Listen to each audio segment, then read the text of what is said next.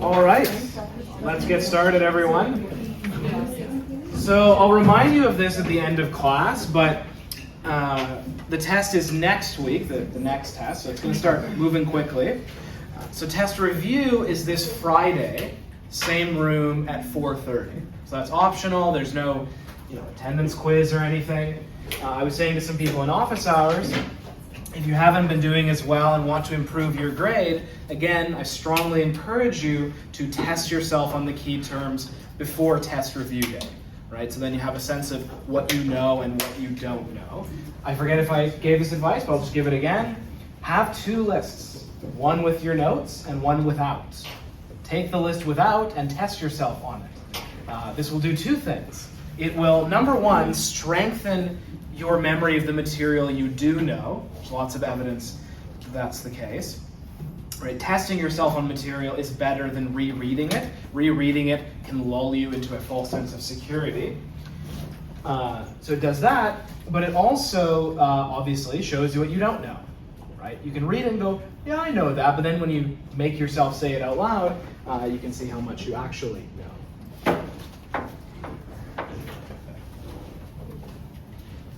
I will say, look, I wasn't planning on saying this, but I know this is a hard course, and some of you, this has the lowest average of all the classes I teach. It's not crazy low, but if you are struggling with this, I'm more than happy to help you. I'm happy to explain things from different angles, explain things over and over again. I know that some of these concepts are hard, and I'm willing to help, but you have to come with questions. The knowledge will not magically, or the help will not magically pass from me to you. Will the test review day be recorded? Yes. Okay. Yeah. In your, I think syllabus or whatever you said, or your notes, you said you'd give us the questions on test review day, the short answer. Oh, good. So Are you going to do no, that today? I'll give them today. Okay. Thank you. No. So if I forget, you can remind me at the end of the day. Something I wanted to briefly say from last class. So I think it was someone who's not here today, but they asked about the term brain in a vat, and then that made me remember to tell the Nathan cat poop story, which does connect, but I forgot to come back around to say what brain in a vat is. So I think that's come up in an earlier chapter too. It's the idea that you can't know for sure that you're not a brain in a vat. By which I mean, a brain suspended in a thing of nutrients with stimulation going into it, right? It's at least possible. And really more to the point, and this is really the heart of Descartes' conceivability argument, you could be a soul in a vat. You don't even know for sure that you have a brain. You could just be an immaterial soul that's hallucinating or imagining all of this. And Descartes' whole argument is, we can imagine it being the case that we don't have a body, but we can't imagine it being the case that we don't have a mind. And this is supposed to show that they are different things, which I tried to argue that that's not a very good argument, based in part on the Nathan cat poop story. Which I will add, I forgot to add this caveat too, I did get him real gifts too. This wasn't the only thing I got him.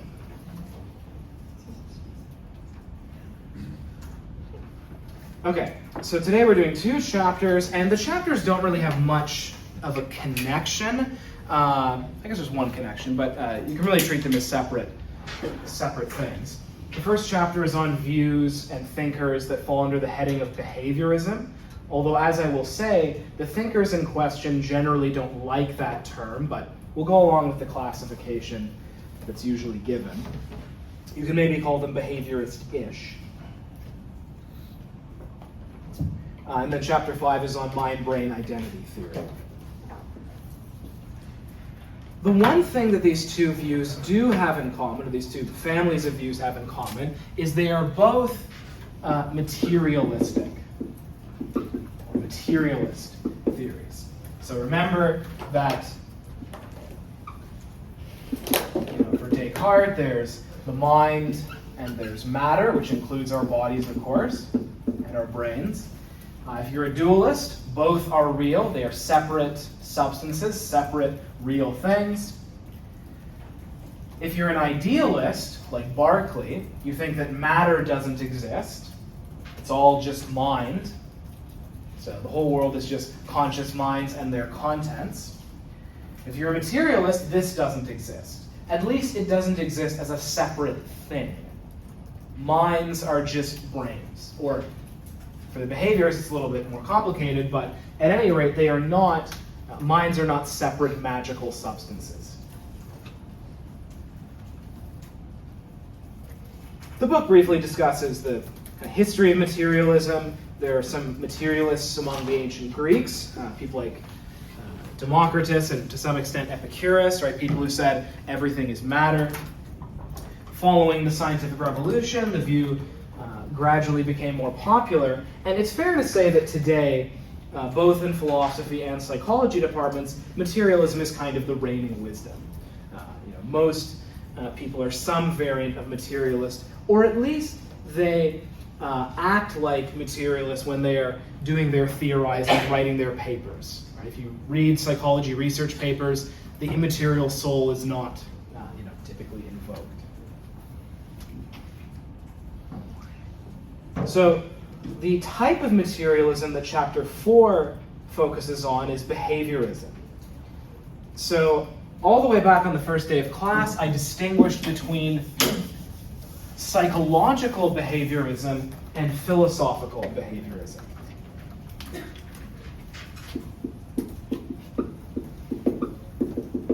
So behaviorism in its psychological variant is the research program associated with folks like Skinner and before him Watson. This is a research program that, we've talked about this so many times now, that focuses on observable behavior. Don't theorize about the mind, just focus on observable behavior.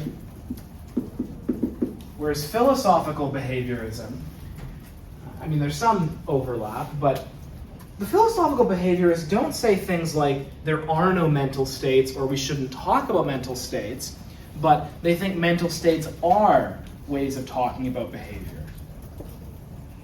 Including, as we'll get to later, behavioral dispositions. So not just overt behavior, but the kinds of behavior that people are disposed to do. So the kind of simplistic examples I gave in passing earlier in the semester are, the classic example is, John loves Mary. So to say that John loves Mary is, according to the behaviorists, the philosophical behaviorists, a roundabout way of saying John tends to give flowers to Mary, make avowals of love to Mary, and things like that. But it could also include behavioral dispositions. So for example, if someone loves someone else, one of the things that means is in a dangerous situation, they would be willing to risk harm to themselves to help the person they love. Now that's a disposition. Such a dangerous situation may never arise, but you could still intelligibly speak of a behavioral disposition, right? They're disposed to behave in that way.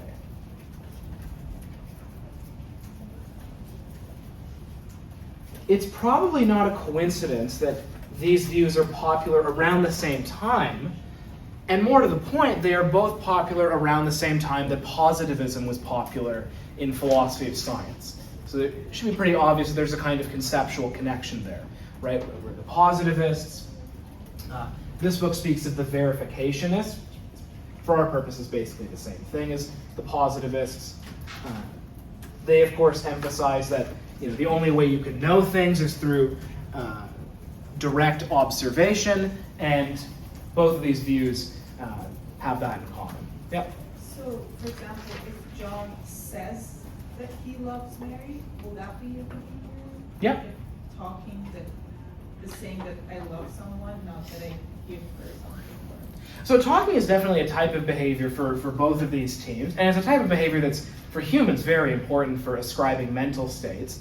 It's not going to be the only one. So the behaviorist could say, okay, look, if someone says they love you, but they don't meet the other behavioral criteria, we're going to say, well, not real love. So they can there's a way of making fun of these people as if they were idiots, but they understand that there's more than one behavior involved.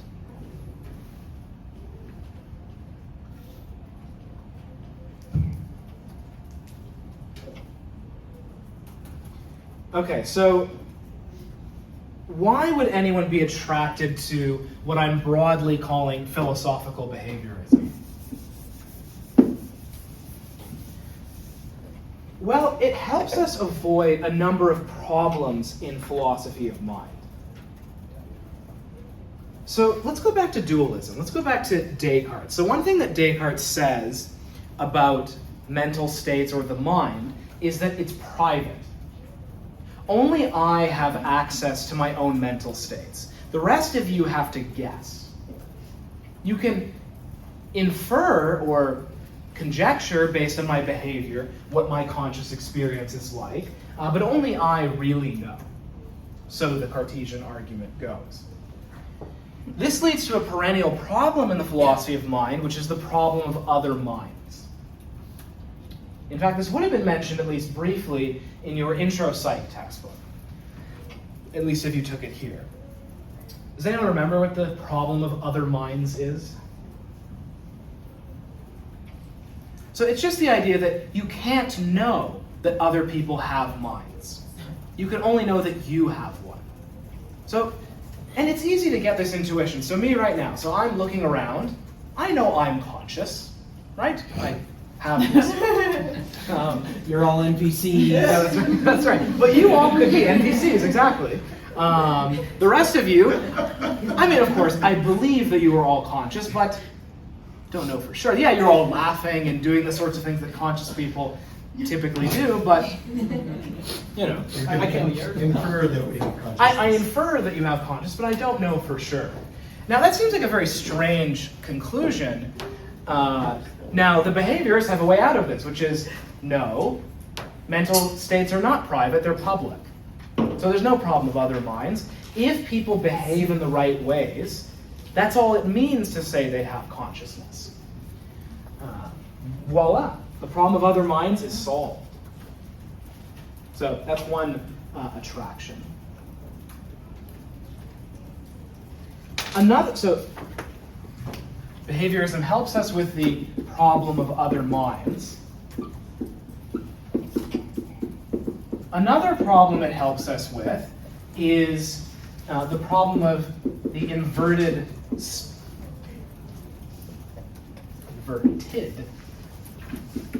spectrum possibility. So this is a possibility that many people talk themselves into even as young kids. So spectrum, I mean here the visual spectrum. It's the possibility that other people have a different color experience than I do. So this is the old, how do I know that your red's the same as my red? So I look at this red felt, and I have a certain visual experience. You all look at it, and we all agree this is red. We use public criteria for deciding what the words mean, right? So as young kids, we learn to point at the same kinds of things and say, that's red. So that's fine, but how do I know that in your head, when you're looking at this, you don't experience what I experience when I see the sky, right? Or, more to the point, right? Maybe, these two are reversed, right? When I see it, I have a particular visual experience with this, a different visual experience with this. Maybe for you, it's the opposite. Even though we're both going to say the word red for this, it could be that we have different inner colors, if you want to speak that way. And it seems like there's no way we could know whether this is true, right? You could scan, at least it's easy to get the intuition. Is this related to in different cultures or languages, there could be 12 different words for the same color blue or something? So some cultures would see literally they'd be able to identify more maybe. precise blue. So maybe. Kind of So different? it's different in that seems more scientifically tractable, because we can see differences. So actually, let's hold it. I'll come back to that when I give the behaviorist solution to this. But for starters, and I guess this partly gets at what you're asking, it seems like we could know everything about the brain let's say like, you up front, me and you. We scan our brains completely. So we know that when I'm looking at, this, there's a certain pattern in my visual cortex, pattern X, whatever. We scan your brain, and it turns out it's exactly the same pattern of activation. But we still don't really know what it's like from the first person point of view to see this shade. You still could imagine it being the case that he is experiencing a different shade. Now, what the behaviorists say is, no, there is no such possibility. When we speak of color perception, everything is public. All we're talking about, basically, is discriminative capacities that we have. We have the ability to visually discriminate between these shades, right? We can say things like, this is red, and we can form memories and all that, which, again, memories will also be cashed out in terms of behavior and discrimination. So there's nothing left to ask about whether our inner movie is the same or not. Now, to get to the interesting question about different numbers of color words, so it's true that different cultures have different numbers of color words. In fact, some cultures have only 2 words, bright and dark, which I find hard to accept, but it is true, you can look it up. Some cultures have literally 2 words, and it goes in a very predictable pattern. If I remember correctly, red is always the next one to emerge, historically. After that, I think it's yellow, green, and blue is last, if I remember correctly. But some cultures don't have blue, they have multiple words for what we call blue. Russian is one example. And so you might ask then, well, does the Russian speaker have a different visual experience than me? And one kind of behavioral thing you could point to that's perfectly fine for the behaviorists is Russian speakers are quicker at distinguishing shades that are close to the boundary than we are. As far as I know, it's not the case that there's a case where we get it wrong and they can see something we can't, but there is evidence that they are quicker at it, and that when it transitions from one to the other, there's a neural reaction consistent with surprise, or the sense that there's something new for a Russian speaker, whereas there isn't for us. Now, the brain stuff the behaviorists don't care as much about, but the ability to quickly discriminate, that's fine, because that's still public. Is that due to language and categorization? Yes, that'd be the idea, right? It's not due to, it's not like, Russians and English speakers have like some genetic difference that makes them, respond differently. It's that when you are shaped by, immersing yourself in that language, you're better at categorizing. So this falls under an intro psych, the Sapir-Whorf hypothesis. That stuff's not testable, but it's an interesting connection. Any questions about, well, you could ask about that, but mainly about these 2 ideas. So inverted spectrum is basically saying that just because whatever's happening in like the brain, the specific processes are occurring, does not mean that it matches. You just because you have that does not mean you can say like, oh, this person is experiencing this because you don't have the first person point of view. Exactly, that's the possibility. Now, some people are going to say, so the behaviorists are going to say this, and others are going to say, no, it's not possible. But it's at least easy to get the intuition that this is a possibility, and that we couldn't ever really know for sure whether someone else's visual experience is the same as mine.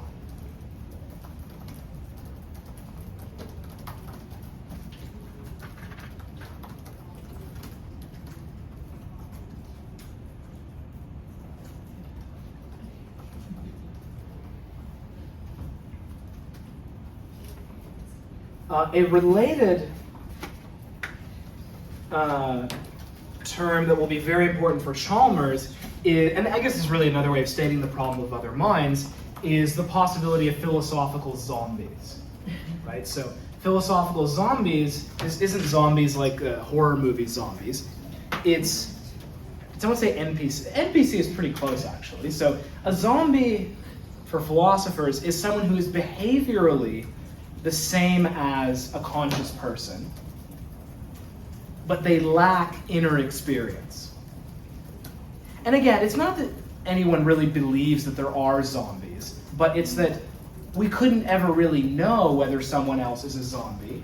And then with the hard problem, the question is going to be, well, why aren't we zombies? Now, that's foreshadowing a future discussion, but again, if you're a behaviorist, there's no problem because zombies are not a coherent possibility, because all we mean by consciousness is a kind of pattern in behavior and behavioral dispositions.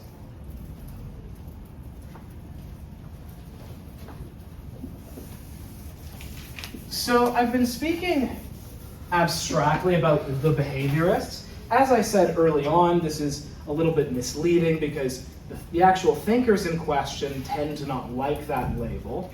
And the main character of this chapter is someone named Wittgenstein. Sometimes, Wittgenstein. You'll hear people say both. He did not like the label behaviorist. There's, as I say, behaviorist-ish elements to his philosophy, but we'll go through some of what he said. I'll say up front that people distinguish between the early Wittgenstein. People distinguish between the early Wittgenstein and the late Wittgenstein. Wittgenstein, if you ask philosophers, who's the most important philosopher of the 20th century, they have done these polls, and generally he wins. One sign of how important he was so smart, so original, that he spawned two separate branches or fashions in philosophy. The early Wittgenstein was a hero of the positivists. The early Wittgenstein wrote a book called the Tractatus, which the positivists, I won't say they used it as their Bible, but they really liked it.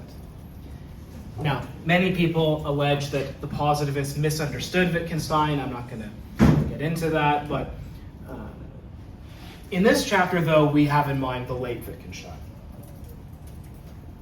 One thing that unites the two that is worth knowing, Wittgenstein thought there were no genuine philosophical problems. If you wanted to put it more bluntly, he thought most of philosophy was a bunch of insert swear word. Some of you in this class probably liked Wittgenstein already. So he thought that philosophical problems arise from misunderstandings of how language works. And that once you pay attention to how words are actually used in ordinary language, you avoid these philosophical problems.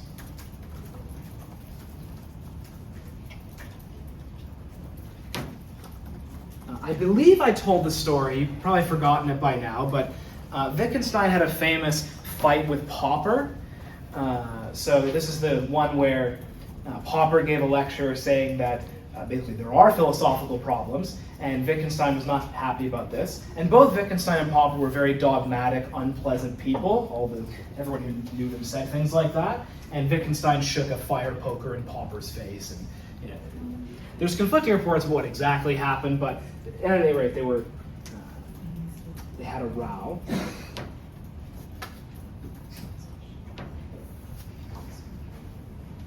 And actually, to say a bit more about this, I'm going to show a video saying a bit about Wittgenstein's life and some of his views. I'll build off this a bit. I'll note there's a section where it has some, I think, audio from Bertrand Russell, who was Wittgenstein's mentor. Russell's another important philosopher. He says the word queer. Russell just means unusual. This was filmed a long time ago. Although, by funny coincidence, Wittgenstein probably was gay. That's just not what Russell is saying.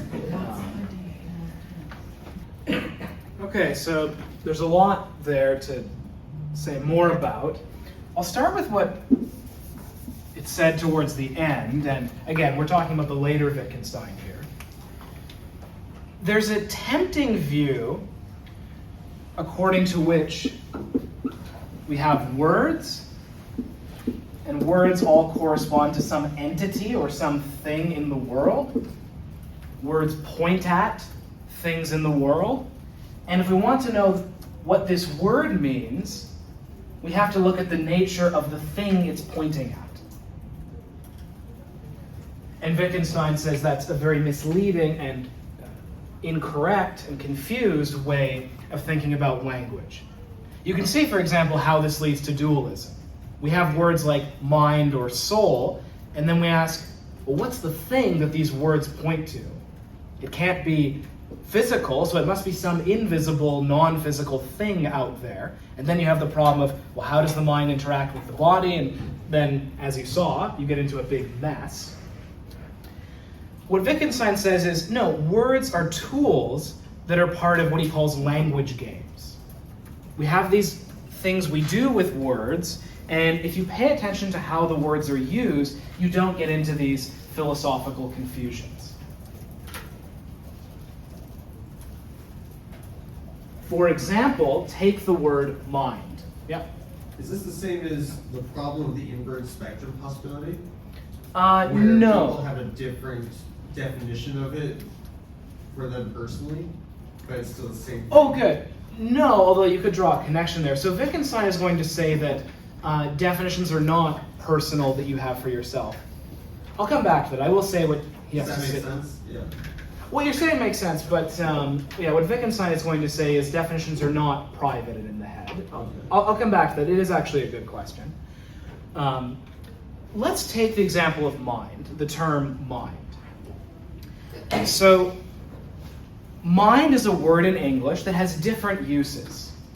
I mean, I should say, if you're going to take one thing away from Wittgenstein, if you had to give just one phrase or mantra, it would be meaning is use.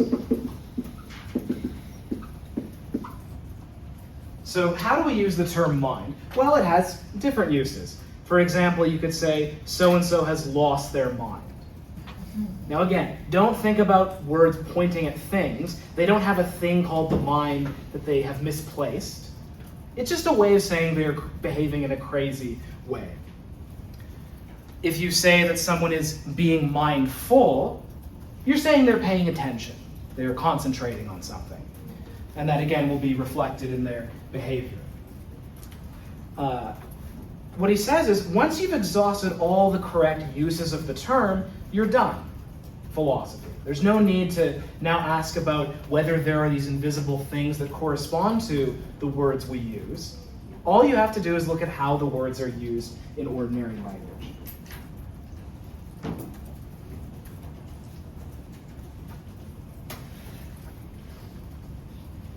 What this means is, and this will get to the issue of definitions,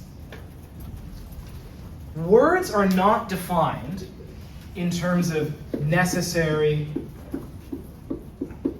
and sufficient conditions. So what does this mean? So this is an old-fashioned view of definition that Wittgenstein rejects. So what do I mean by necessary and sufficient conditions? Let's do something. Let's do a little example, a concrete example. This example I do with my intro students. Take the word game and ask yourself, what does the word game mean? What's the one-sentence definition of game? And what you want to have is a definition that includes all games, right? You want the definition to capture everything that we want to say is a game, and excludes all non-games. And when you try to do it, it's very hard. So you think, okay, competitive activity with 2 or more people. And then you go, wait, well, solitaire is a game. Shit. Okay, you try to make it more, so that doesn't include all games. So you try to make it more broad. Well, it's any fun activity. And then it's like, well, you know, things romantic couples do with each other are fun activities, but no one would call that a game. So it doesn't exclude all non-games. So it's, in other words, the definition is either too broad or too narrow. Yes? Also, wild animals are called game. True. So like you can't, includes all games, but like if you're just trying to find a thing for game, like you gotta Good. also include wild animals. You're on your way to supporting Wittgenstein even more. I know. So good. So that's just another example how hard this is. Yeah. Yep. In another class, we talked about water being H2O, it's the same thing. But then when I was looking it up, it said there's such a thing as heavy water. So Oh, yeah. technically, it doesn't actually. Good. So now, I'll come back to the water example because that's an example of a technical scientific term, at least H2O is. Whether water is maybe is controversial. This idea of terms having necessary and sufficient conditions might work in science. But what this is showing is it doesn't work for ordinary language terms. So sorry, I should come back and define this. A necessary condition is something that an object has to have in order to belong to category X. So it could be game, chair, whatever. Any term, there's some category, and we're asking, does this thing belong to category X? A necessary condition is something that the object has to have, it's necessary to have, in order to belong to category X. So for example, if I say, in order to be a game, an activity has to have at least 2 people, that would be a purported necessary condition. Sufficient means having a certain feature automatically or guarantees that the thing is in category X. It's enough or sufficient to get it into category X. So if I try for a more broad definition and I say, if it is a fun activity, then it automatically is a game, I'm saying being a fun activity is sufficient for making something a game. So this is a roundabout way of getting back to what Wittgenstein says, which is that this is wrong. Most terms, certainly in ordinary language, don't work like this. You can't have a list of necessary and sufficient conditions in order to define a term. Terms are looser than that. It's like define supercalifragilisticexpialidocious. That one might be a bit easier, but What? I mean, it's a hard term to say, but it might be easier to give. What is it? I don't remember. Something quite precocious. I forget. I don't forget. In any case, so how do we define terms then? You don't point. What Wittgenstein says is what you should look for is family resemblance.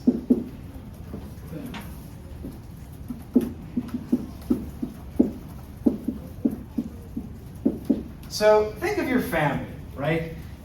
Someone can look at your family typically and tell that you are all related. Maybe except for the one brother you think is adopted or the milkman's kid or whatever.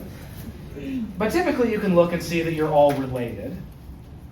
But there's not going to be one through line. Okay, like you all have black hair, or you all have this shape of nose. It's okay, I have my mom's nose and my dad's curly hair, my brother has my dad's, olivey skin, and my mom's, whatever. But so there's not one through line, but there's kind of a cluster of traits that hang together.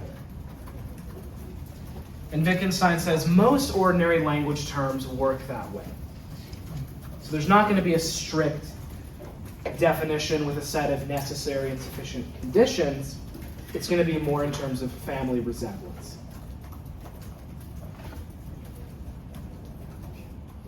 So to build on this, I have a video from Crash Course Philosophy, which is usually pretty good. I will note, though, just before that video, and in the video, Hank Green is going to say something similar. Earlier I said meaning is use, and this is a way of answering your question. What some people hear, including me when I was younger, they hear meaning is use and they think, oh, that means words can mean whatever I want, like however I want to use them. But use is public. Use is a function of linguistic communities. What it means is how basically competent English speakers use the term, is basically what it means. Not whatever I will it to mean. Yep. I don't know if this kind of ties in. Is that why some words have multiple meanings? Yes. It just depends how you're using the word in the context of. Yes. Exactly. So yeah, it's going to be context dependent, and yeah, words are going to have different uses that are sort of related, but yeah, it's not going to be one strict definition. But for the family resemblance, I always have trouble with the, for example, like Skinner used establishing operation. Why he didn't call it behavioral potential energy? It would be much better with family resemblance, right? Because potential energy was established word before that. So just to be clear, so the question is, why doesn't Skinner use a term that already exists? Yeah, It's with the closer family to. resemblance. But Because he used- chose not to. I don't know. I have no deeper answer than that. I mean, So I feel like you can. So that means we can also create new words, Yep. right? 100%. Phrases, oh yeah. Yeah, so one thing we'll get to later is Wittgensteinians generally distinguish between ordinary language terms and technical terms that we make up. And when you make up a new term, then you are kind of free to do whatever you want. You want to make up a new word? It's a free country. So Skinner wants to make up whatever his term was, like reinforcement contingency. You know, you can define it however you want. And then whether it catches on with the linguistic community, well, we'll see if it does or not. That'd be cool. But building on this, though, I'll show a video of Crash Course Philosophy, and it'll start to move us back to philosophy of mind and some of the psychological implications. So that video ended with another important idea from Wittgenstein, which is the idea of the beetle in the box. And this is an example that he uses in a section of his writings that's sometimes called the private language argument, which is about the question that Hank gestured at, right? Is it possible to have a purely private language? In other words, language that's disconnected from a linguistic community. So he asked us to imagine, we all have a box that is unopenable, that no one can look in other than us. And it has something that we all, by convention, call a beetle, but we can't look at what's in other people's boxes. Now, obviously, this is not a perfect analogy. It's gesturing at something. And what it's gesturing at for Wittgenstein is the impossibility of speaking of the mind in the way that Descartes does. So Descartes says we all have this private access to something we call the mind, right? Our own inner subjective experiences. For Wittgenstein, any term, including terms like mind, sensation, pain, those words get their meaning from how they're used by a linguistic community, right? There are conventions or rules for how the terms are used. Those rules or conventions are public. And they can't be about these purely private things, right? So this is the behaviorist-ish element of Wittgenstein. Terms like mind don't get their meaning by pointing at these things that no one else can see. Their meaning is in terms of things that are public. Now, the beetle in the box thing, in the Crash Course video, what Hank says is, this shows that we can't talk about people's subjective experiences. What Wittgenstein actually says is the following. He says that these private things are not a nothing, but they are also not a something about which nothing can be said. They play no role in our language. You can't, so it's a bit of a paradoxical way of stating it, but what he says in his writings is they are neither a nothing, nor are they a something about which nothing can be said.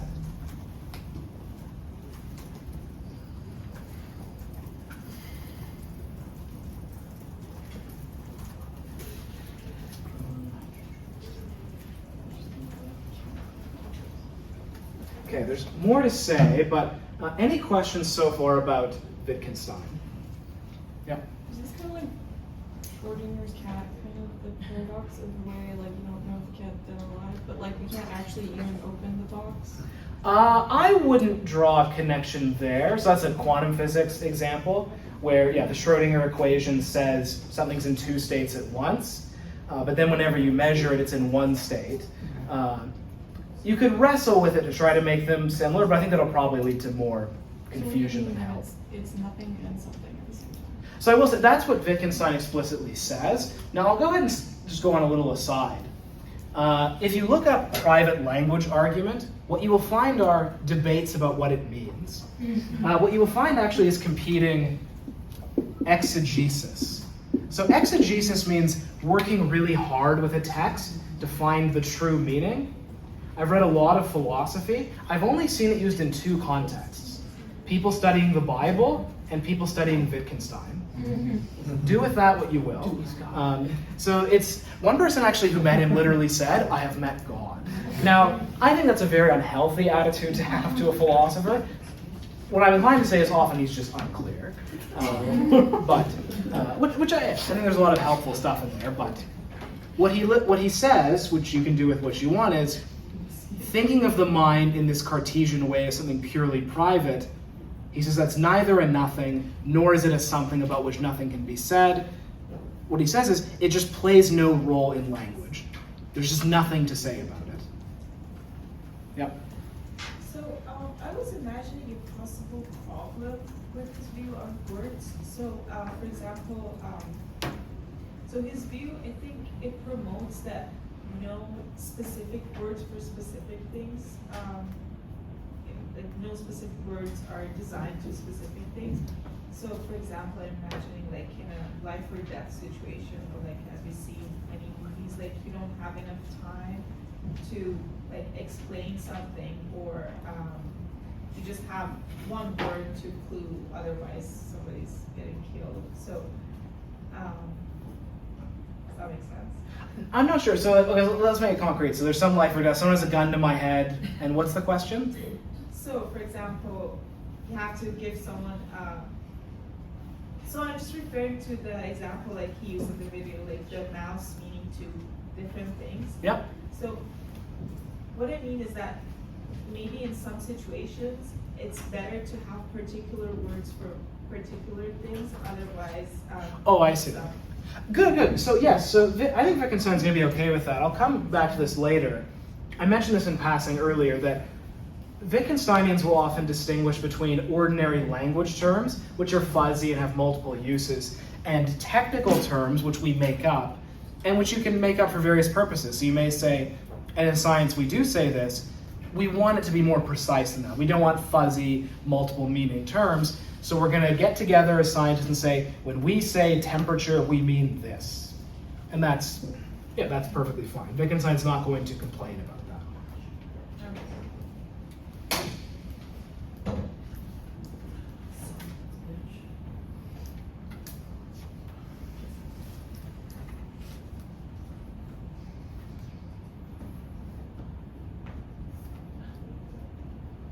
Okay, we'll come back to Wittgenstein later, but before that, there's an aside about a different behaviorist-ish philosopher from around the same time, who is a much clearer writer, and that's Gilbert Ryle. Gilbert Ryle. So Ryle is maybe most famous for his university analogy.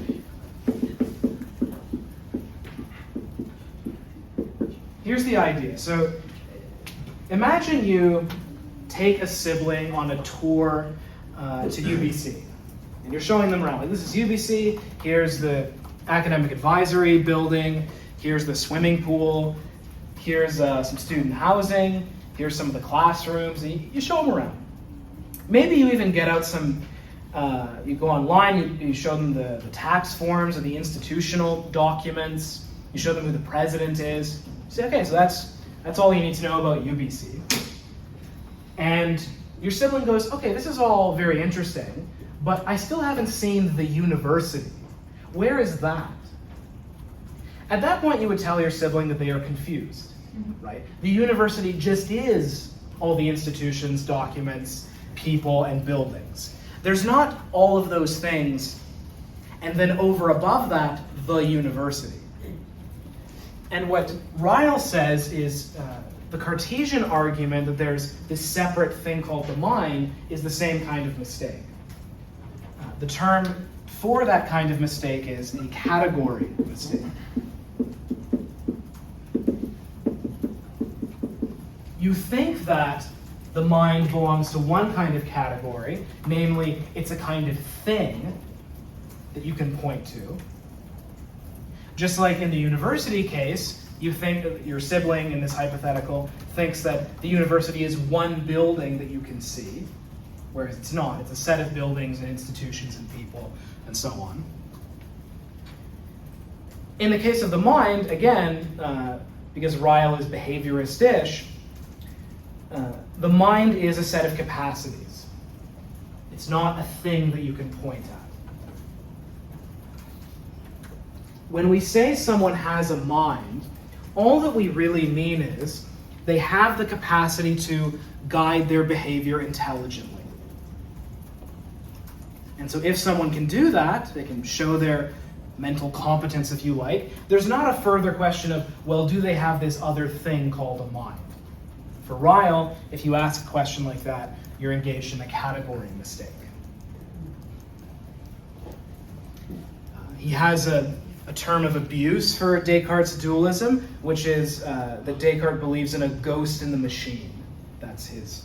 So there's the machine, that produces various outputs, but there's also a ghost pulling the strings. So it's not a nice term. He's mocking the Cartesians.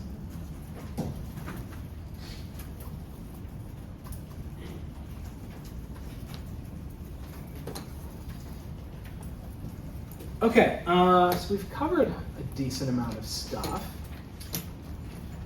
Who's down for a break? Oh, some people are very emphatically for a break. Let's come back at 4:45. Okay, everyone, let's get back into it. So, a couple of things I wanted to say before moving on to the next section that I kind of forgot to say. So, I mentioned that there's, fights about how to interpret Wittgenstein. Wittgenstein has a nice phrase. I don't think this is in the key terms, but he actually says this in his earlier writing, but it's a good way to think about his writings.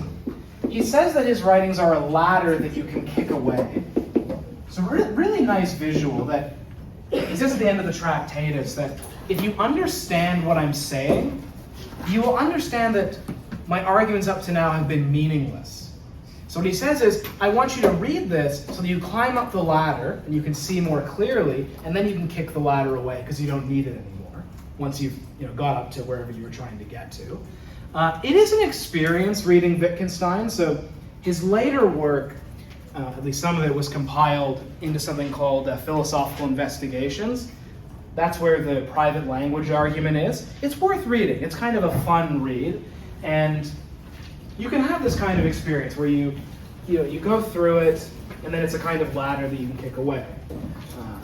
Kind of a useful way to think about it. Another thing I forgot to say that is true both of Wittgenstein and Ryan is that they strongly resist the idea that mental states are brain states. This is unusual because this chapter is framed as a kind of materialist chapter, so Wittgenstein and Ryle don't believe in invisible souls of the Cartesian variety. But that doesn't mean they think that mental states are in any sense in the brain. What they will say is, it's true that you need a brain in order to think intelligently and behave in the ways that are characteristic of mindful behavior. In other words, if you damage the brain, you can't do that stuff anymore. So that means that having a functioning brain is causally necessary for those kinds of behaviors, but that doesn't mean that the mental states are in the brain. So that's an important caveat the book makes. Interestingly, one of Ryle's students is someone we've already talked about and we'll later see get a chapter-length treatment, and that's Dennett. So Dan Dennett was one of Ryle's students, and he also cites Wittgenstein as an influence. So there are Rylean and Wittgensteinian elements of Dennett's thinking, but he parts ways with them on the brain stuff. Dennett, as I'll actually show you some stuff from him at the end of the chapter, Dennett is comfortable with ascribing mental states to the brain in a way that Ryle and Wittgenstein weren't.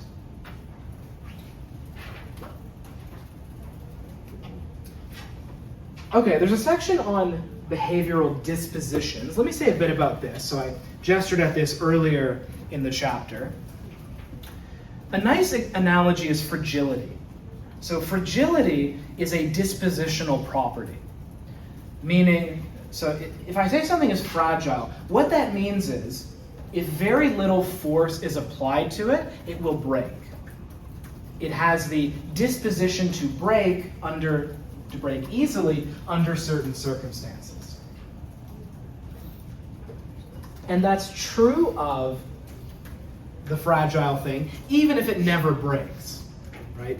You can protect it, it still has the property of being fragile in that dispositional sense. Similarly, we can speak of mental states in that dispositional way, as dispositions to behave, even if they are never realized. Right, think of the love example I used earlier, where, one property of being in love is it means you are disposed to engage in self-sacrifice under the right circumstances. And that can be true even if those circumstances never arise.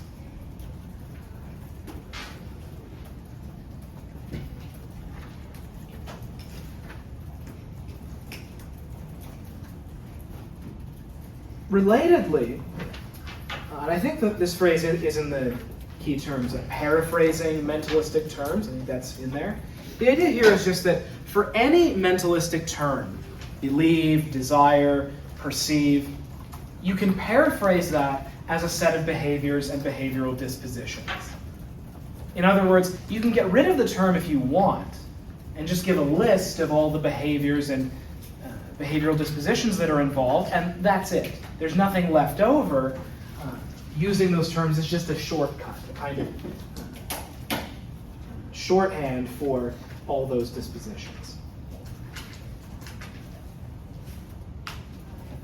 And again, if you are tempted to think, no, but there must be some thing or state that these, or a state, an invisible entity that these mental states correspond to, you're making a category mistake. So I gave the example of the university as an example of a category mistake. Another nice example is, think of something like the average number of kids that a couple has, right? So let's say the average in Canada is 1.6 kids per couple. If you say, well, which family has the 1.6 kids? That would be a category mistake.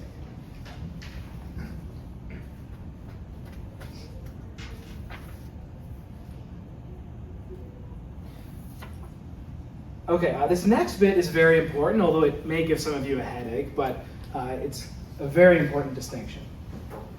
You might think up to this point, well, okay, isn't this kind of trivial and obvious? There's a certain way of reading the arguments of people like Wittgenstein and Ryle as if they're obvious. Even someone like Descartes is going to agree that most, or maybe all, of the evidence we have that other people have minds is their behavior. Like, everyone agrees with that. If I want to know whether you guys have minds, even if I'm a dyed-in-the-wool Cartesian who believes in magical souls, if I want to know whether you have a mind or what the state of your mind is, I look at your behavior. That's obvious, right? The key difference, though, is the behavior evidence that someone has a mind, or is it criteria for someone having a mind? And philosophers specialize in picky distinctions, but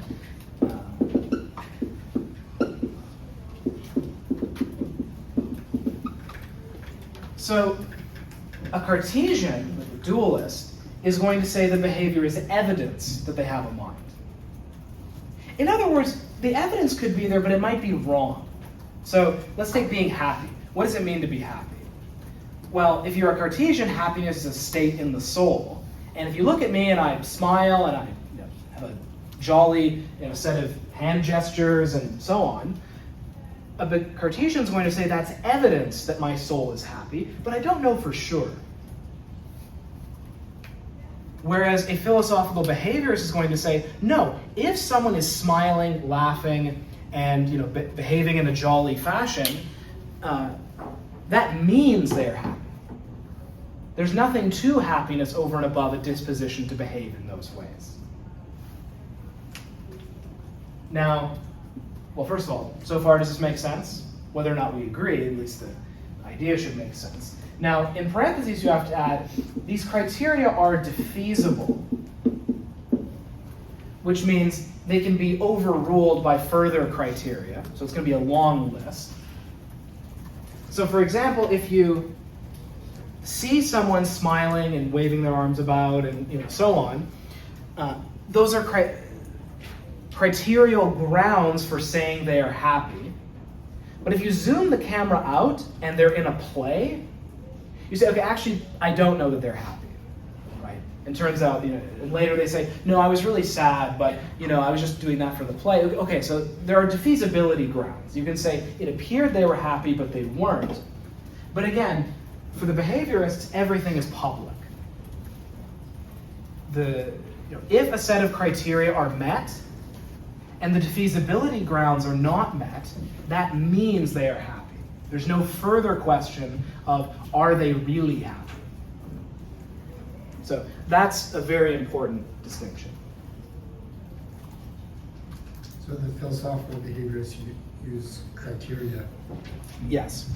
Whereas other views, not just dualists, that's the easiest one to talk about, say behavior is very important, but it's evidence that they are happy. Can you just read? Because I'm kind of confused now. So evidence is seeing the behavior of Yep. happiness, versus criteria is... It's still seeing the behavior, Okay. but seeing that behavior means they are happy. Okay. So here's one simple way of saying it. Evidence means, yeah, they're probably happy. Okay. I'm going to infer they're happy, whereas the criteria means, no. The criteria have been met. They are happy. That's all happiness means.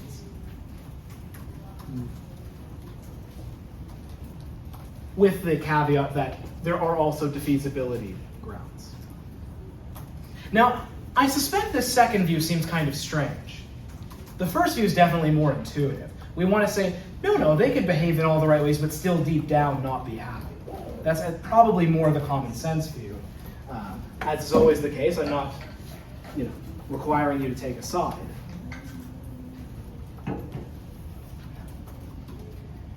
This connects back actually to something we talked about in philosophy of science, specifically the scientific realism chapter. So I believe these are in the key terms. There's the idea of intrinsic qualities. If something is intrinsic, it means it's a property that something has in itself. So for a Cartesian, that's what's true of the mind. The mind has these properties just in and of itself. Whereas if something is extrinsic or relational, it's not something that something has in itself. It's in terms of its relationship with other people or with other things. It doesn't have to be people. Or it can be, a relationship between two states.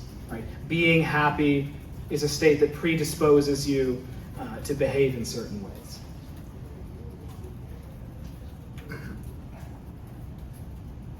I talked in the scientific realism chapter about structural realism, the idea that all that exists is relations or patterns.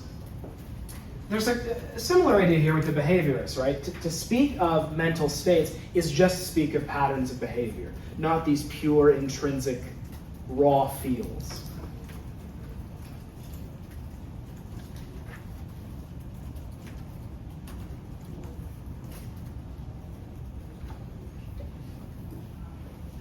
Okay, now we're going to come back to Wittgenstein and specifically the part of Wittgenstein that's directly about psychology. Wittgenstein wrote about psychology, and many Wittgensteinians have built on that, including one who I'll show a video of. So this is under the heading of the key term conceptual confusion in psychology.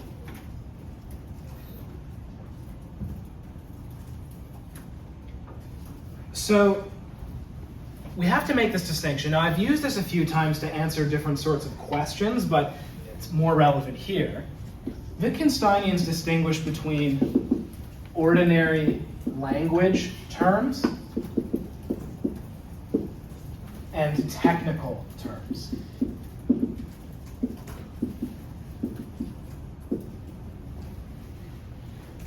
So ordinary language terms is mostly what we've been talking about so far.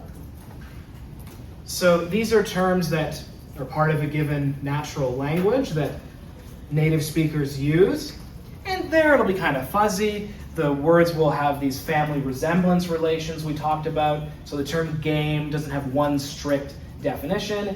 It's context dependent, all that related stuff.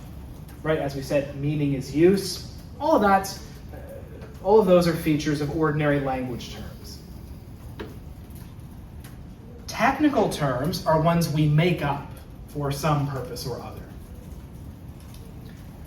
So in science, right, we want to be more precise than we are in ordinary language, so we invent terms and give them precise definitions. In the best case scenario, we give mathematical definitions.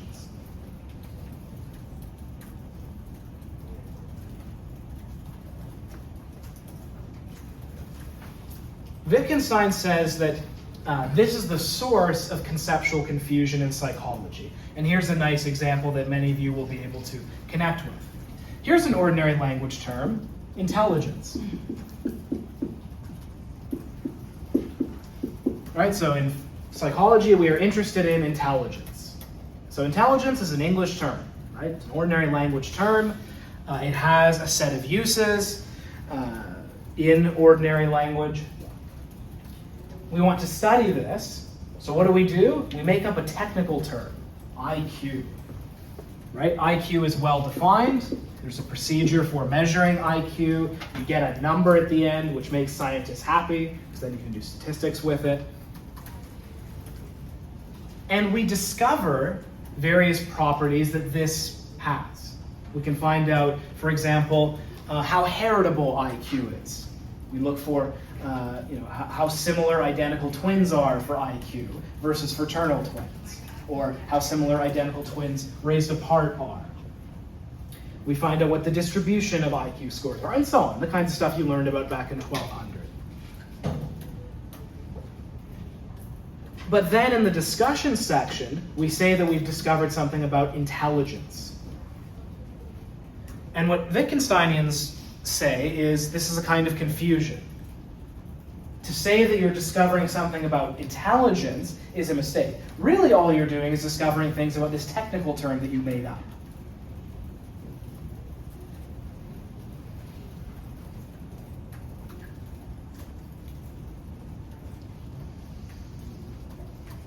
Now, there are objections you could draw here. I mean, I would just point out as an aside, it's often the case in the history of science that we take ordinary language terms and sort of turn them into technical terms. We give them a more precise theoretical meaning. I mean, one example is temperature. Temperature is an ordinary language term, at least originally it was, but scientists give it a more precise meaning. I won't build more on that because that may just confuse you. I could go off on my own tangent there, but in terms of what Wittgensteinians say, they say that we should not mix these up. There's the ordinary language term, like intelligence. There's the thing you made up. Thou shalt not confuse them.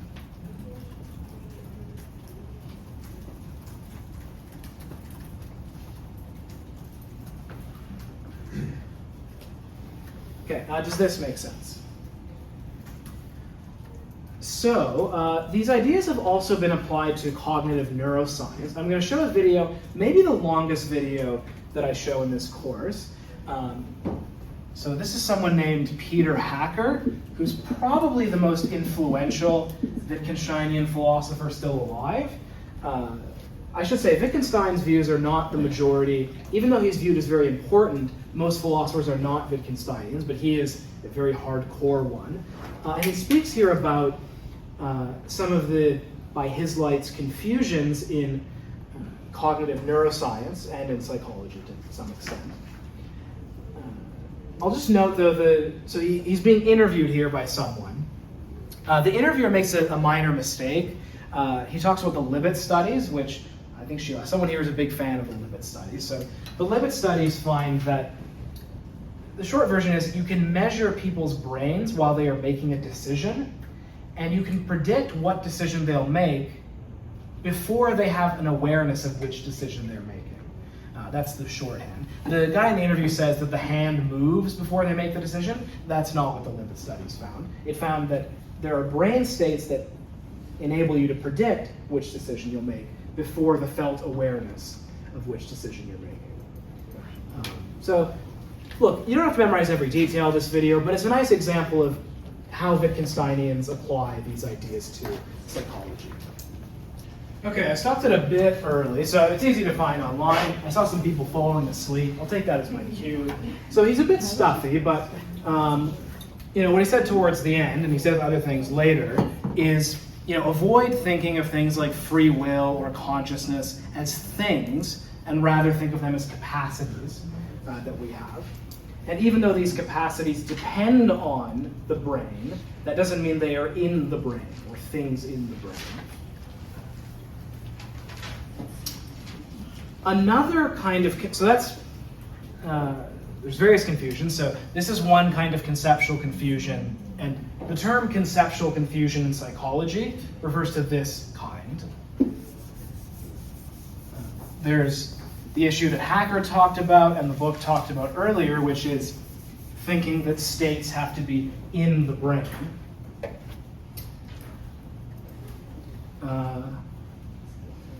I guess I will mention one example that occurs after the point at which I stopped. There's the work of Kandel on memory, or at least what Kandel said was on memory. So this is the sea slug. Any of you know about the sea slug studies? So if you saw the term long-term potentiation in intro psych, which is when a connection is repeatedly stimulated and thereby gets stronger, that work was done with sea slugs by Kandel. And that's part of it. And what Kandel says, this is an example of memory forming, and what Hacker says is, no, this is a kind of conditioned reflex that Kandel's talking about, and we shouldn't say that it applies to memory.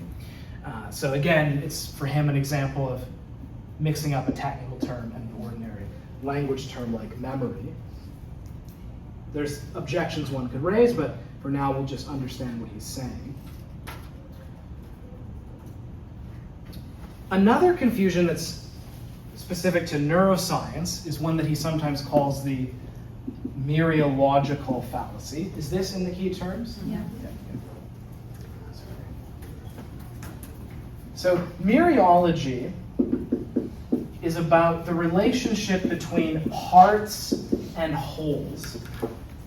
Wholes like with the W, right? So the relationship between the parts and the whole. So in neuroscience, especially in the discussion section, it's common to speak of the whole brain or sometimes parts of the brain having certain states. So for example, a famous finding, I wasn't going to use this example, but this is maybe helpful. So there's the cortex, which is the outside, complicated part that's more involved in conscious reasoning. There's the thalamus. Does anyone remember what the thalamus does? Nope. Nope. Switchboard brain? Yeah, switchboard for sensory information. So sensory information goes to the thalamus first, and then the thalamus redirects that to the cortex. The cortex is where there's more complex processing of those signals.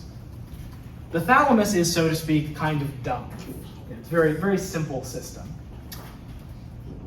There's also the amygdala. Anyone remember what the amygdala does? Regulates Sorry? Regulates emotions. Emotions, yeah. So this is there's not one emotion center of the brain, but if you had to pick one, it's the one that's most involved in it. Now, typically when you see something and have an emotional reaction to it, what happens is the cortex identifies it as, whatever, a snake, and then sends signals to the amygdala, which produce a kind of fear reaction. But sometimes you can have a fear reaction before it even gets to the cortex.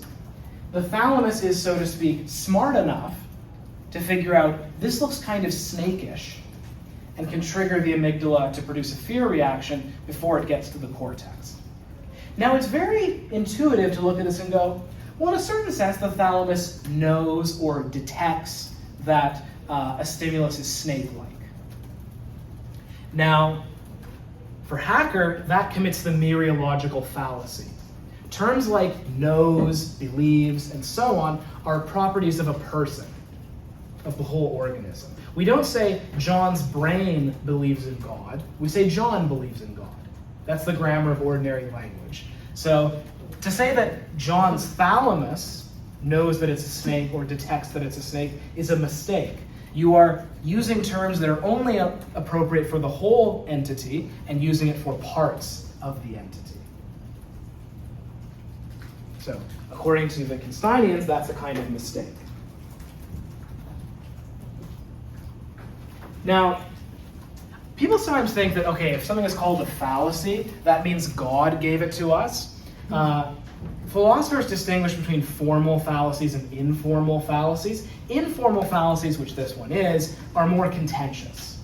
So, someone who I've mentioned a few times, Dennett, who will be, as I say, the main character of a future chapter, argues the following. And there's actually, if you look up online, there's a debate between Dennett and Hacker online that's worth listening to. Dennett argues that it is legitimate to use psychological terms for parts of the brain, as long as you understand that you are using them in an attenuated way, or in a turned down way, if you like. Maybe like believes star. So in this case, the thalamus, it's useful as a shorthand to say the thalamus detects that or knows that it's a snake-like stimulus, as long as you keep in mind that we're not attributing all of the properties of believe to the thalamus. It's a kind of turned down version.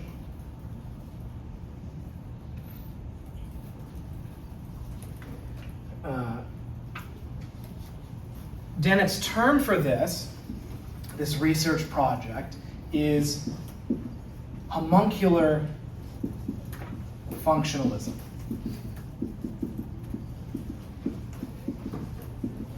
So homunculus is the idea of like a little man in your head.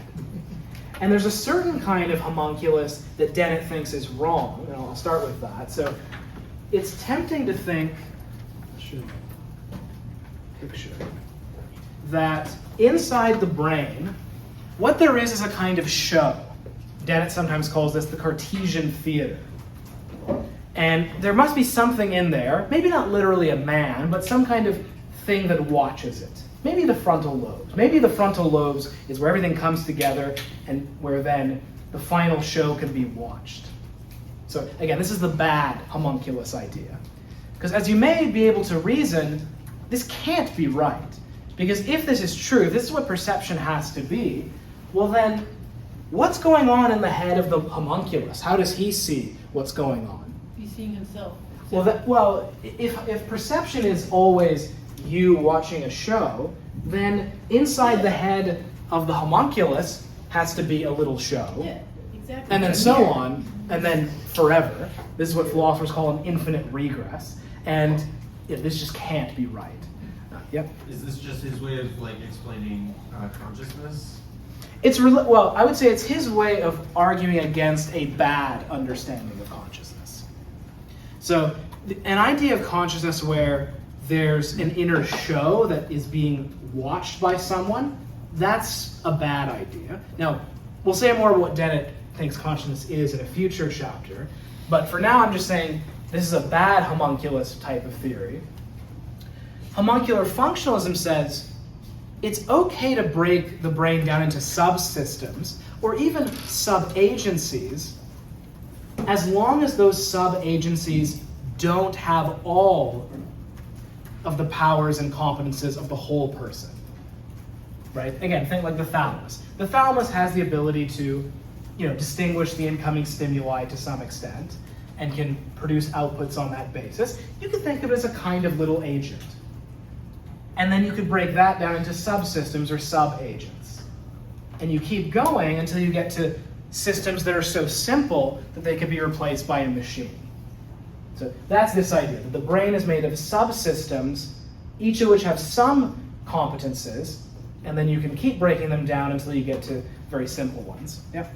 This kind of be like the movie Inside Out, but not emotions. Yeah, exactly. So yeah, that's a good analogy. So Inside Out, but not emotions. Although crucially, unlike in Inside Out, it's a problem because each of those things are like persons with all of the competences of an actual person. So if we imagine Inside Out, but with dumb subsystems that don't have all the intelligences of a fully developed person, then yes.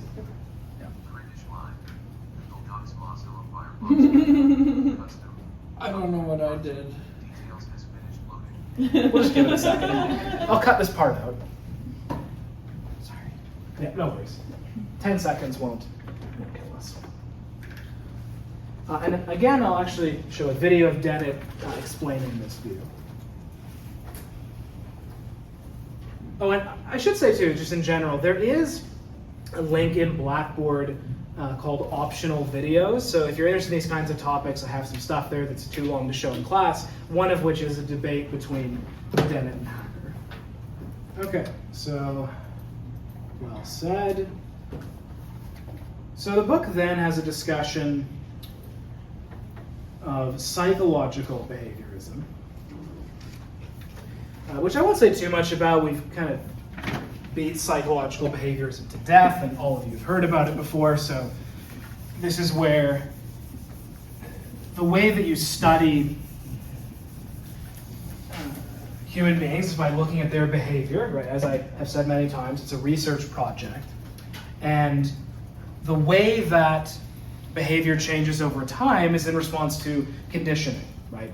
Classical and operant conditioning. And as you all know, this in psychology fell out of favor in the late 50s, early 60s in what's called the cognitive revolution. An important figure in that revolution was Noam Chomsky, who argued specifically in the case of language that conditioning alone was not going to be enough to produce the competences involved. Now, I will just note as an aside, this is not testable. ChatGPT is kind of a wrench in the works for this debate, because if you had asked me, because I knew something about the debates in AI, ChatGPT is broadly speaking out of the kind of machine learning, deep learning type tradition. And it's very similar to how Skinner envisions learning, right? There's the nodes in the network start off randomly, and they learn by kind of trial and error. You don't build in a lot of understanding at the beginning. If you had asked me before ChatGPT was released, would that kind of project give us language competence to the level of a human being, I would have guessed no, and I would have been wrong. And if you listen to Chomskyans now, people like Pinker and Bloom, you can tell they're a little worried. Because now the remaining question, of course, is do we learn language in the same way that ChatGPT does? If we do, that's a kind of problem for Chomsky. None of this is anything you have to worry about. I'm just sort of going on to the side. In any case, the chapter goes over the historical reasons why psychological behaviorism declined in popularity. Now, philosophical behaviorism also declined. So it was around the same time, 40s and 50s. Wittgenstein and Ryle were all the rage, especially in the UK. It fell out of favor. So why did it fall out of favor? There are different reasons. If you wanted to be sort of Kuhnian and say that, paradigm shifts are not, strictly speaking, rational, probably one reason that you could argue is not straightforwardly rational is the rise of neuroscience, right? So you have these nice pictures of the brain doing stuff, And there's a temptation to focus on that. The brain is where the action is. We're not going to say that the mind is just a pattern in behavior. We're going to say the mind is a state of the brain, or mental states are states of the brain, which is, of course, the view in the next chapter.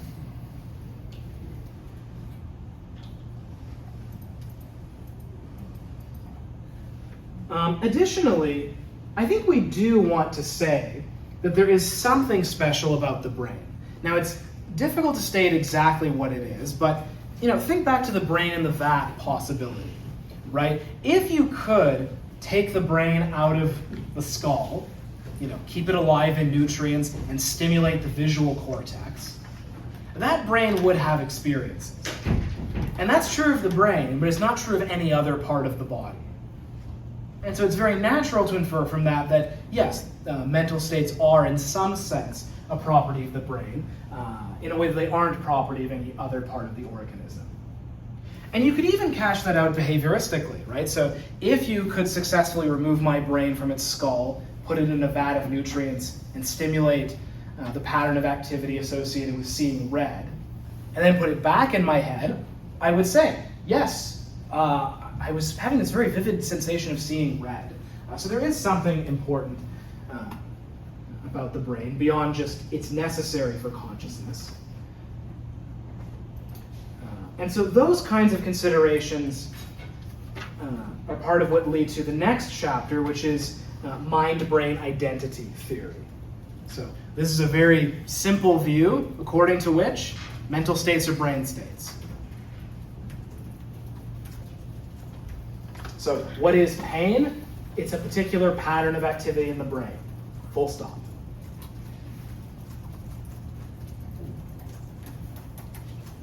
So you are all, of course, familiar with some of the lines of evidence that are used to argue for this. Just to remind us of some of it, I'll show a video from a philosopher named Patricia Churchland, who's very much in this line of thinking. I'll note, this is a video where she's interviewed by Stephen Colbert, back when he had the Colbert Report. Do any of you know the Colbert Report? So, Colbert is playing a character. He's not actually a misogynistic ignoramus. He's playing a character. But in this somewhat fun interview, Patricia Churchland summarizes some of the kinds of evidence that mind-brain identity people point to. So, as I say, Patricia Churchland would count, broadly speaking, as a mind-brain identity person. A little fun aside, she's from BC, originally from BC. She and her husband, she's part of a power couple, they both write on philosophy of mind, and their views are so similar that they're often just called the Churchlands. So and his name is Patrick? His name is Paul, so they're pretty clear. So Paul Churchland. So it's not the same Patrick Churchland that would have the guy talked about. That guy misspoke. I know. They both have P names. PP. PP Churchland. The P's. Yeah, sorry. No, it's fine. Anyway, so let's get through some of the terms, because we only have under an hour to finish the mind-brain identity people. So the book distinguishes correlation and identification. So everyone's going to agree, whether they're a behaviorist, a Cartesian, dualist, or anything else, that there's a correlation between activity in different parts of the brain and various psychological functions or capacities. The key question, though, is are they the same thing? If you go with identification, you're saying these aren't just correlated, they're in fact the same thing. To say that someone is in love just is to say, there's a certain pattern of activity in their hypothalamus, oxytocin, all these other inner states are in fact those particular brain states. So why would we go along with this? One simple reason is parsimony.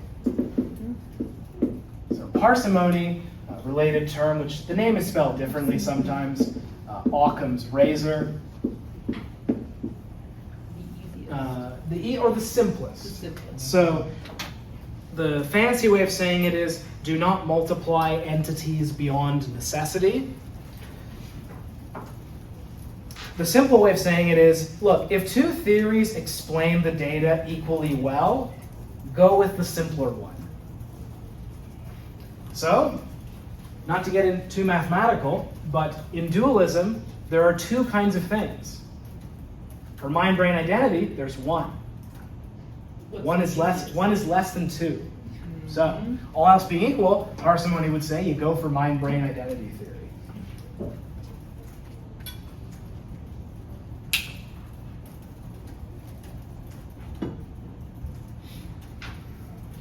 A related parsimony issue, I'm actually going to spare us from the next video, but we'll come back to it later.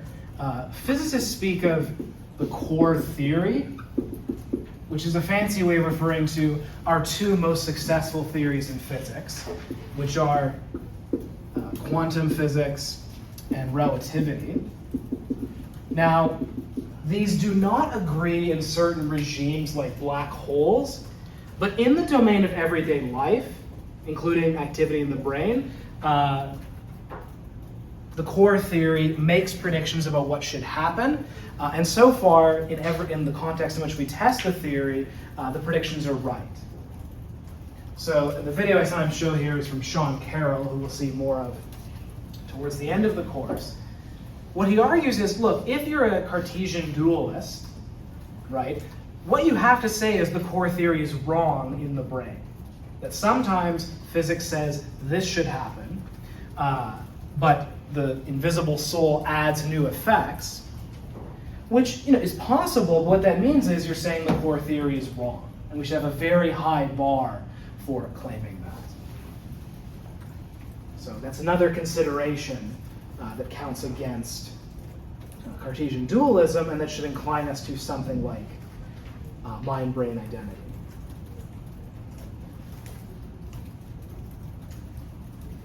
Okay, but here the book repeats some issues that we saw in the dualism chapter. The issue with mind-brain identity is our old friend Leibniz's law.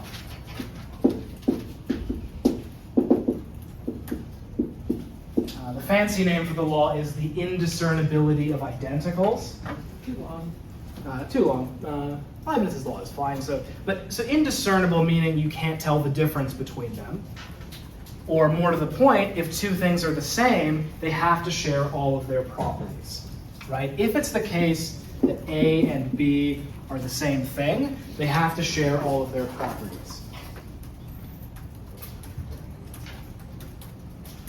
And it seems to be the case that there are many properties that mental states have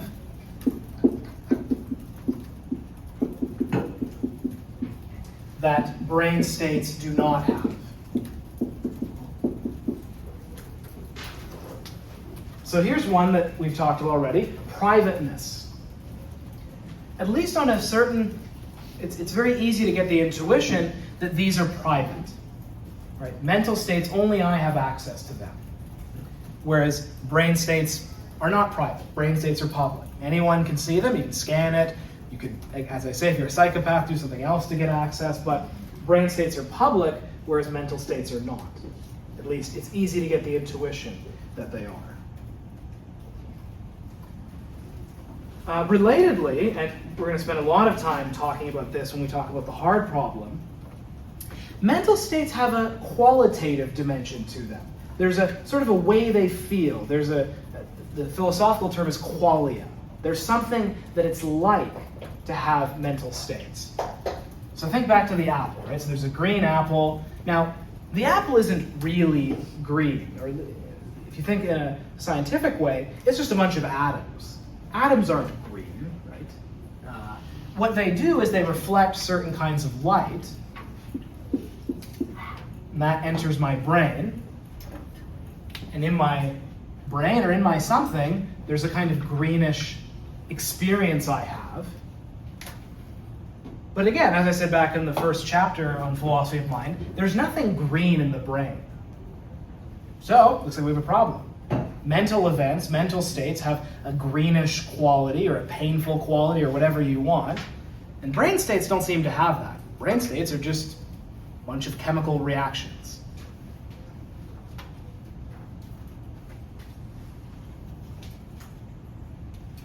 So how could it be the case that mental states are brain states? I will, so there's another pair of terms. This will help. The book distinguishes predicates and properties.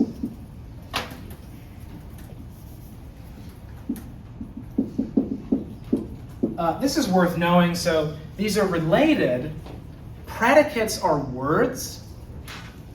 Properties are things in the world, or states in the world. So just as a simple example, an example of a predicate might be the word red.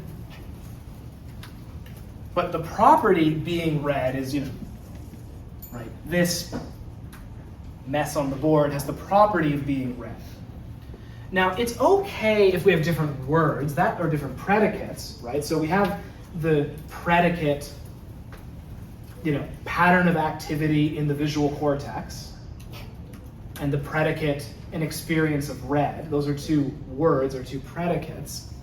The mind-brain identity people say these predicates refer to the same property.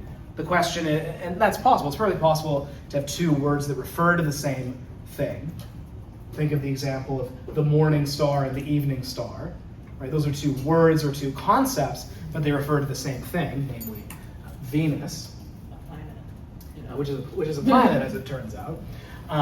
So the issue, though, is the states themselves, brain states and mental states, seem to have different properties, and therefore, so the argument goes, can't be pointed out. Can't be the same thing.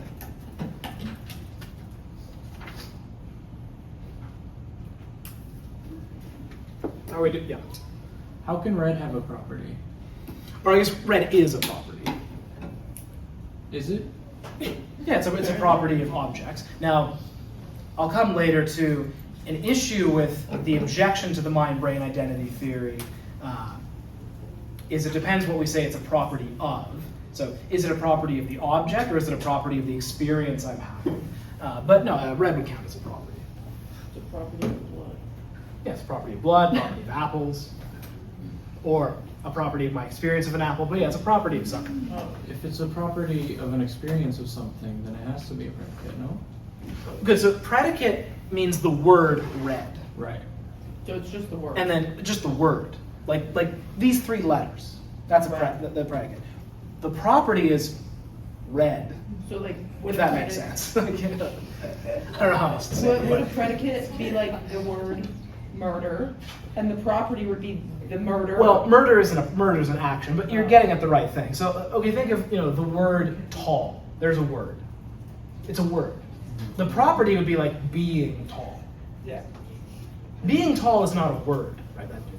It's a property that someone has. Property, yeah. Maybe sit with it. We'll come back to it. Follow up. How can it be a property if it's a state that can only be used in comparison to another thing?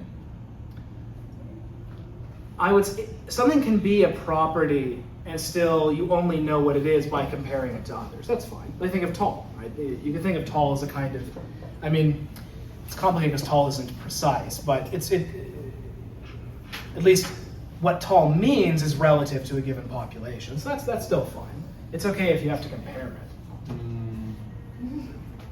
I believe you. We'll come back to it. Maybe come back to it.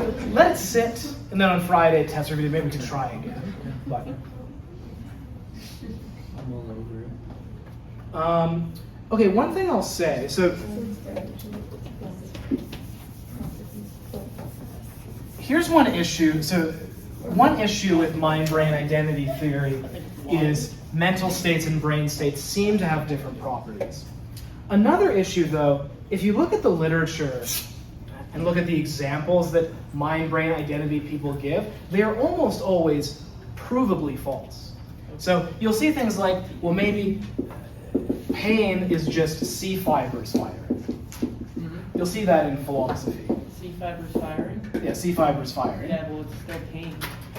And then you'll see things like, depression is low serotonin. Could be. Now, the thing with these examples, and philosophers now recognize this, we know these are wrong. So for example, pain, C fibers are part of the mechanism, especially for slow, achy pain, but there's a more sharp kind of pain that's mediated by A fibers, A delta fibers. And in the brain, what's more crucial is activity in the anterior cingulate and other areas like that. So these kind of simplistic examples we know to be false. So when you push a mind-brain identity theorist, they'll say some pattern of brain activity, we don't know what yet. This is an issue that we'll return to with the functionalists. The functionalists have, I think, a way out of these kind of simplistic examples.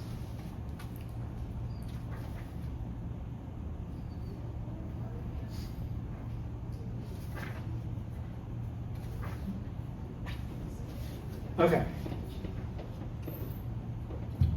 I'll talk about one thing that the mind-brain identity people can say in response, no worries, to some of these objections, and then I'll talk about a new kind of paradigm, a research program in psychology that's very much in opposition to the mind-brain identity theory. So I talked about the problem that mental states are private or seem to be private and brain states are not private. One thing that a mind-brain identity theorist could say is, well, yes, mental states are private, but not in some metaphysically special or ultimate sense. They are private for boring practical reasons. So in my case, let's suppose I'm a mind-brain identity person. So I believe, yes, my mental states are brain states. So me being in pain is some pattern of activation, maybe anterior cingulate plus insula plus somatosensory cortex. I have a kind of privileged access to that just because my brain is connected with my mouth. And I guess those parts of my brain are connected with other parts of my brain. So it's easier for me to know I'm in pain because, but if you could scan every neuron in my brain, you could also know exactly what I'm experiencing. It would just require more work. So that's one way of saying, yes, they're private, but not in some metaphysically ultimate sense.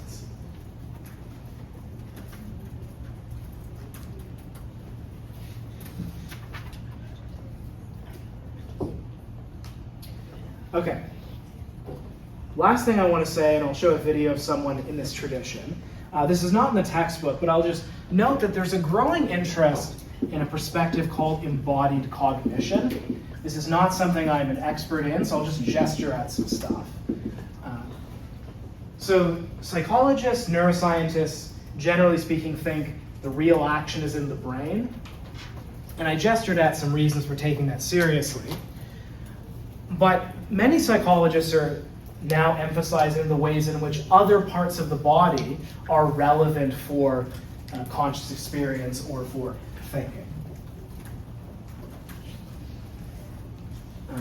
So you could see this as continuous with Wittgenstein's argument. So Wittgenstein and people in his tradition say that mental states are not states of the brain, they are states of the whole person or the whole organism.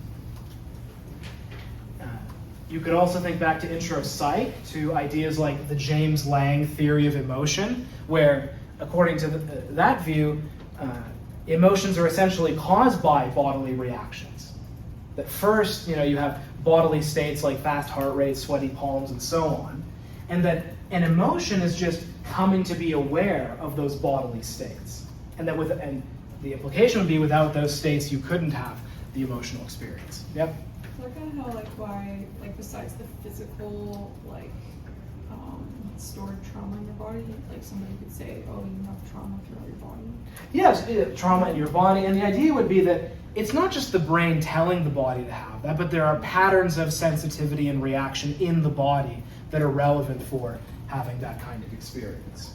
So I'm just gesturing here. As I say, this is not something I'm an expert in. I'll show a video of someone talking a bit more about it. All right, so he goes through some other subtypes. I won't subject you to that, but I just mentioned this is a perspective that's receiving growing interest. So before I wrap up and talk about the test next week, I want to just say a little bit to gesture at or give a little teaser for what's to come.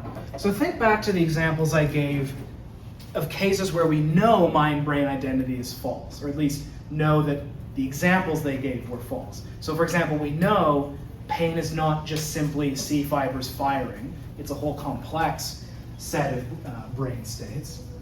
Or I guess I didn't say more. There's very good evidence that depression is not simply a matter of low serotonin. There's really large meta-analyses now that I guess I did talk about in a previous lecture, where if you actually directly measure serotonin levels in depressed versus non-depressed people, cumulatively, if you look at all the evidence, there's no evidence of significant differences there. So the chapter that we'll talk about the week after the test, functionalism, says that the details of the brain state don't matter so much. What matters is what effects they have. And it could be that in different people, the states are somewhat different, or in different instances, the states are somewhat different. But we don't define conscious states as this particular type of brain state, but rather as whatever state produces these effects. If it happens to be C fibers firing, okay, that's pain. If it happens to be some other complex state that produces the right reactions, then that's what pain is. Or, and this is the fun part, if it's a machine that produces the same sorts of effects that we characteristically think of as pain in humans, then that state in the machine is pain. So there's a little teaser for the week after the test, but more immediately of concern for you all is the test is next week, test number 3. So this is one of the shorter ones. So there's no essay portion, there's just 15 definition questions and 2 written. So as promised, the 2 written are as follows.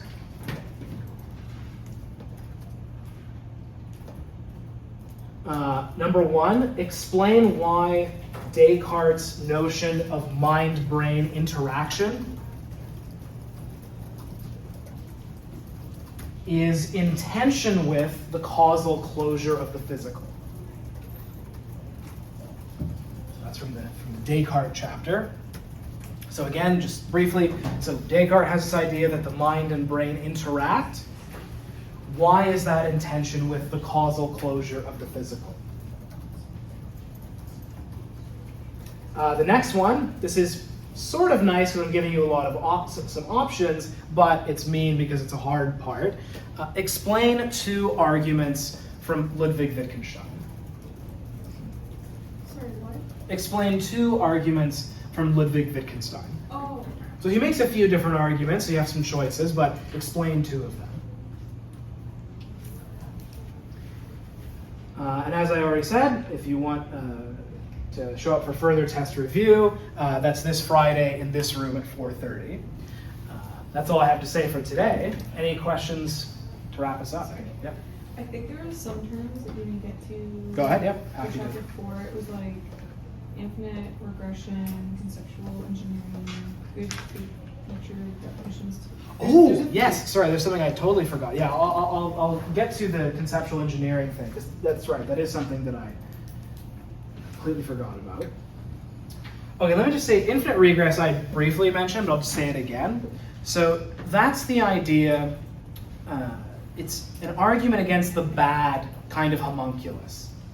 So if you think the homunculus is just like there's an agent in there that watches the show, that leads to an infinite regress because then I'll just bring the picture up again. Right?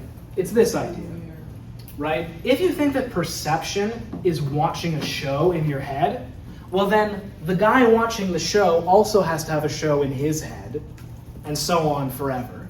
So that shows that this simplistic homunculus picture can't be right.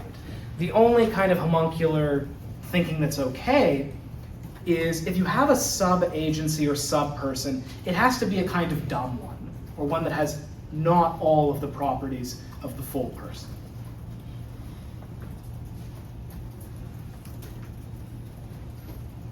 Is like personal and subpersonal the same as like agency and subagency? Yes. Okay. So, or at least it's closely related. That's Dennett's terminology. So is that in the key terms too? Personal versus subpersonal. Yeah. So personal level is like I as an agent believe or have beliefs, have pain.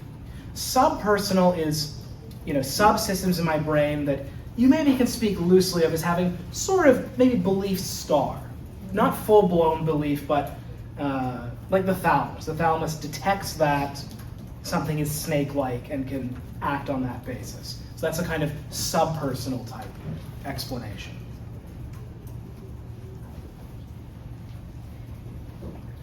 Okay, conceptual engineering. Let's say a bit about that. So, Wittgensteinians make this distinction between ordinary language terms and technical terms. And this is a nice first pass. The complication is, and so just as an example, something like intelligence would be an ordinary language term, at least initially. IQ is a technical term that we make up. We give a precise, measurable definition. The thing I want to add, or at least the complication I want to talk about, is it's often the case in the history of science that we take these kinds of terms and change them a bit, modify them, give them a better definition. And when I say better, I don't mean right or wrong. We can make up whatever definition we like, but some ways of defining terms are more useful than others. So that's what I mean by conceptual engineering, is we modify the definitions of terms for some purpose or other. Right? We want the terms in question to be more useful. So, for example, intelligence has a certain set of varied uses in ordinary language. In psychology, generally when we say intelligence, we mean something like cognitive ability, right? How good your brain is at solving problems and learning from the environment. Or you could think of something like memory. So this is maybe a better example. Memory is an ordinary language term. In psychology, we have theoretical terms for different types of memory. And we do this because it helps explain certain results, right? So we distinguish short-term, long-term, and sensory memory because it's a useful way of carving up the data. So, and then go ahead. It's just conceptual confusion in psychology would mean that you should mix up the technical and the ordinary. Yes. Yeah, so that's Wittgenstein's argument. I guess what I'm adding is a caveat, a complication to that. So, and then for the good-making property of definitions, how does it say it in the key terms? Something about properties of definitions or something? Good features. So good features of definitions to have. So here are a few. So, sometimes here I quote the great philosopher Thor from Infinity War. Thor says all words are made up. That's true, but some definitions are more useful than others. So one good feature for a term to have is precision, right? If our definition is more precise, that's good. As an aside, terms in psychology not always as precisely defined. In fact, let me be meaner. They are almost always not as precise as in fields like physics. It's also good if the term helps us have explanatory power, right? If they are part of theories that explain a lot of data, that is useful.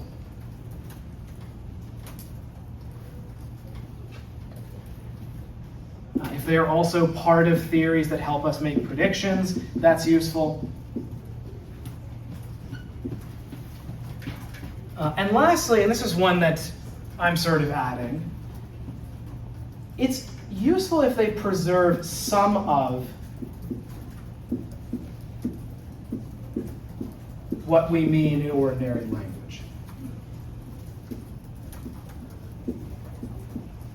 In ordinary language. So, as I say, psychologists, when they talk about intelligence, generally mean something like cognitive ability. That's sort of similar to the ordinary English sense.